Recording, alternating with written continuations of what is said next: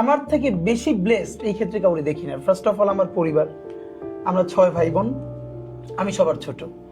আমার বড় ভাই উনি বাংলাদেশের একটা বিখ্যাত কামিল মাদ্রাসার প্রিন্সিপাল এবং বাংলাদেশ খুবই নাম করা একটা মসজিদের খতিব। আচ্ছা, এবং উনি একই ধারায় মাদ্রাসায় পড়াশোনা শেষ করে বোর্ড স্টান করেছেন, দেন আবার কুষ্টিয়া ইসলামিক ইউনিভার্সিটি থেকেও পড়াশোনা শেষ করে উনি গোল্ড মেডেল পেয়েছেন এবং পিএইচডি কমপ্লিট করেছেন ওখানে।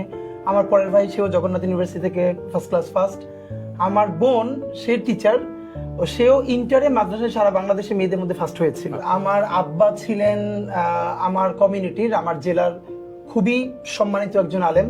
আচ্ছা, আমাদের ভালো লাগার যেটা হলো, আমরা সবসময় বলি যে আমার আব্বা হচ্ছে শরীফ মাওলানা আব্দুল হাদি, আমার পুরো উপজেলা হাদি হুজুর বললেই সবাই চেনে।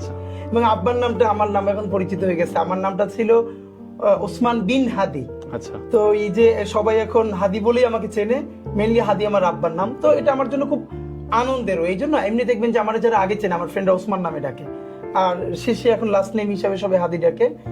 মানে এই জন্য বলা যে এই ইনসাফের যে ধারণাটা এবং যা মুখে বলি সেটারে ধারণ করা, বা যা ধারণ করি সেটা কোনো ভয়ভীতি ছাড়া বলে ফেলায়, পুরো জার্নিটা আমাদের আমার আব্বার কাছ থেকে এসেছে। আচ্ছা, আচ্ছা, আমরা ভাই বোন অলমোস্ট সবাই এরকম একদম। মানে ইভেন আমার এটা অনেকে ওই যে আমাকে একবার বরিশালে একটা, আমি তখন আমি নাগরিক কমিটিতে ছিলাম এনসিপি হওয়ার আগে, তো বরিশালে একটা প্রোগ্রামে গিয়েছিলাম, আমাকে প্রায় 10 থেকে 12টা নাম্বার থেকে হুমকি দেওয়া হলো। আচ্ছা। আমার পরিবারের সব মেয়েরা কিন্তু একদমই নিকাব করে, হিজাব করে, আবার প্যারালালি তারা ইউনিভার্সিটিতেও পড়াশোনা করে। মানে সবার জার্নিটা এরকম, যেমন আমার এখনো দুটো ভাগ্নি ঢাকা ইউনিভার্সিটিতে পড়ে, ইন্টার পর্যন্ত মাদ্রাসায় পড়ে, ওরা একদম নিকাব হিজাব করেই যতদূর ভালো করা যায়। তো আমার বোন সেও তো টিচার, তো এইটা আমি সময় লিখছিলাম। তো আমি যখন আমার উপজেলা থেকে বরিশাল শহরে আসছি প্রোগ্রামে, তো সবাই আমাকে বলছিল প্রোগ্রামে না যায়, এরকম থ্রেট। তো আমি বলেছি না, যাবো। তা আমার বোন একটা বড় বাংলা দা বাসা থেকে নিয়ে ব্যাগের মধ্যে সে আমাকে নিয়ে বরিশাল চলে আসছে।